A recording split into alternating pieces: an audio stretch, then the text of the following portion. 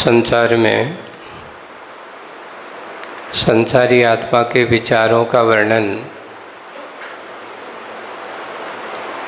उत्तर पुराण की एक कारिका में बहुत अच्छे से कैसा सोचता है, कैसा मन में विचार करता है और उसके कारण से कर्म का बंध भी करता रहता है। लिखा है इसमें, वो कैसा विचार करता है। शरीर भला ही पवित्र हो, मेरा शरीर कैसा हो, भला हो, पवित्र हो। फिर आगे लिखा उन्होंने, स्थायी हो। अच्छा, जब तक रहे मैं कैसा रहे, स्थायी बना रहे। दर्शनीय, सुंदर हो। कैसा होना चाहिए, सबको शरीर कैसा चाहिए, कोई भी कुरूप नहीं होना चाहता, सबको शरीर सुंदर चाहिए। शरीर सुंदर हो और फिर उसके बाद है, जैसे जैसे बढ़ती इच्छाएं हो, सुंदर के साथ साथ कैसा हो, निरोग हो। शरीर सुंदर हो और रोग से युक्त हो तो मतलब वह शरीर कोई मतलब का, लेकिन शरीर सुंदर के साथ साथ कैसा हो, निरोग हो। निरोग हो, आयु चिरकाल तक बांधे रहता है, बंधने वाले हो और सुख साधन निरंतर मिलते रहे।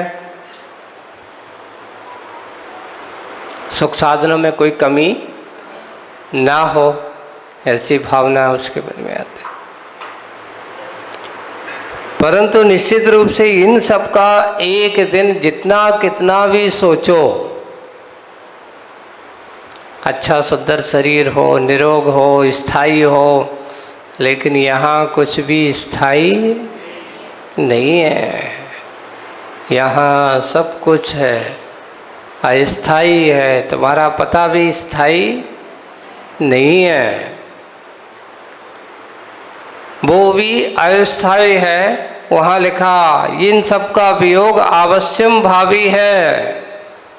लेकिन फिर भी ये इंद्रिय सुख की कामना करने वाला है संसारी आत्मा, इस शरीर से इतना राग कर बैठता है, तो इस राग के वशीभूत होकर के ना जाने इस राग से कैसे कैसे कर्मों का बंध कर जाता है। कितने प्रकार के कर्मों के बंध को कर लेता है, और जब कर्मों का बंध कर लेता है तो ये कर्म बंध ही उसको संसार में परिभ्रमण के कारण बन जाते हैं। एक शरीर से पूरा संसार बन जाता है।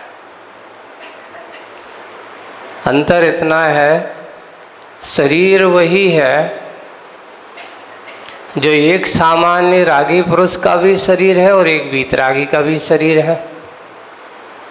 अंतर इतना है, रागी का शरीर उसको संसार का कारण बन जाता है और वीतरागी के लिए उसका शरीर मोक्ष का साधन बन जाता है।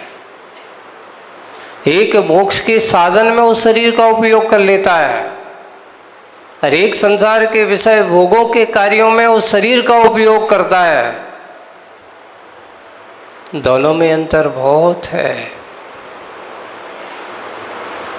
आप लोगों को एक नीति बताते हैं। कीचड़ बनता कैसे है, पानी से। कीचड़ धुलता कैसे है, बनता भी पानी से है और धुलता भी पानी से है, पक्का।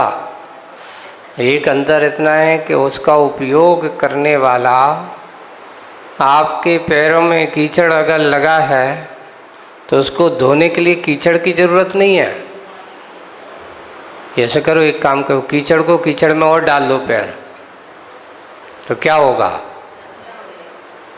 कीचड़ कभी कीचड़ से नहीं धुलता।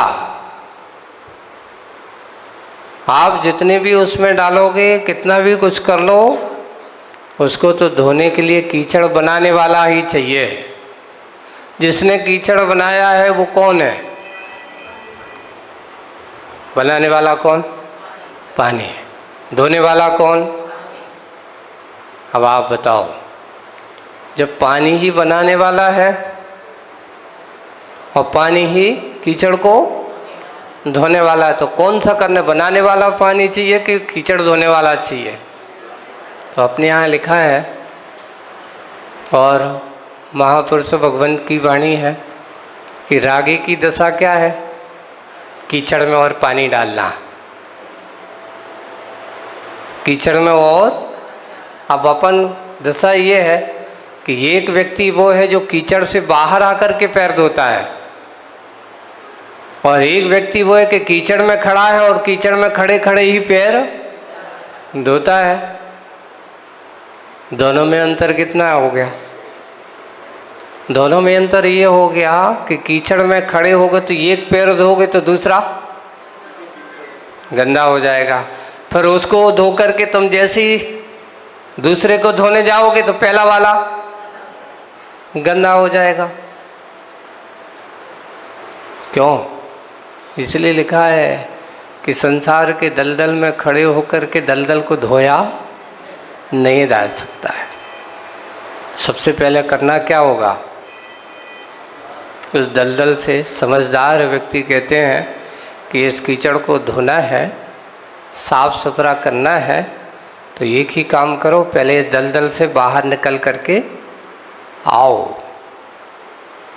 और जब तक बाहर नहीं निकलता तब तक वह कीचड़ धुलने वाला नहीं है।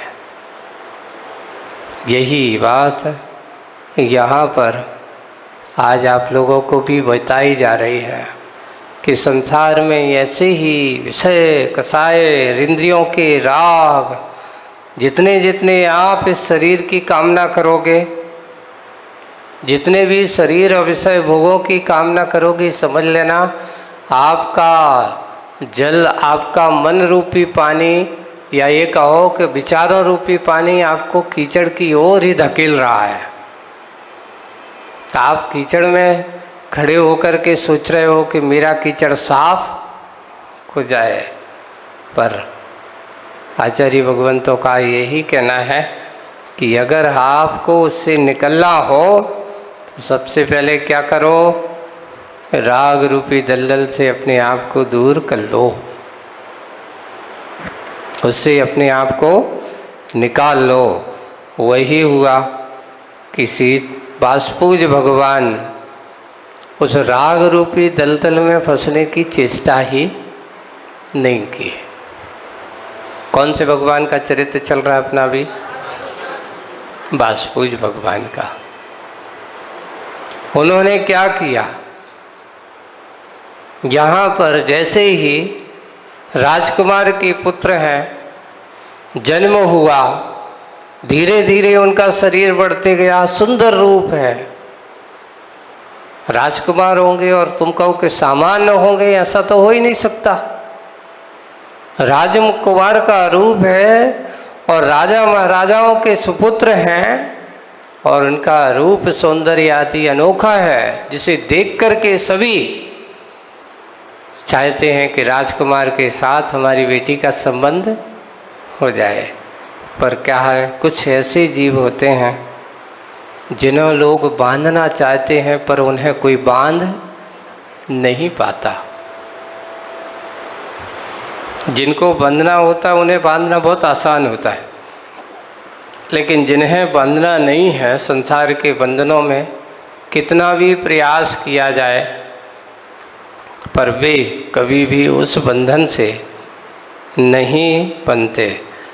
वहाँ के राजा का वर्णन करते हुए और उनका क्षेत्र का चंपापुर नगरी का वर्णन करते हुए लिखा है कि जिस प्रकार संसार का हित करने वाले सब प्रकार के धान, समा नाम के इच्छित वर्षा, जब एक देखिए इसमें एक बहुत अच्छा हेतु दिया है। अपने यहाँ 3 प्रकार की वर्षा होती है। अभी तक अपन को एक नए विषय है उत्तर पुराण में ये कि वर्षा के 3 रूप है। समा नाम की वर्षा जो समय पर हो सो उसका नाम समा नाम की वर्षा कहलाती है। उसमें किसी प्रकार की कोई जिस समय जैसा होना चाहिए उस समय हो, सब प्रकार के गुणों से। तो उन्होंने लिखा, देखो 7 दिन तक मेघों की वर्षा, उसका नाम लगातार वर्षा होती रहे,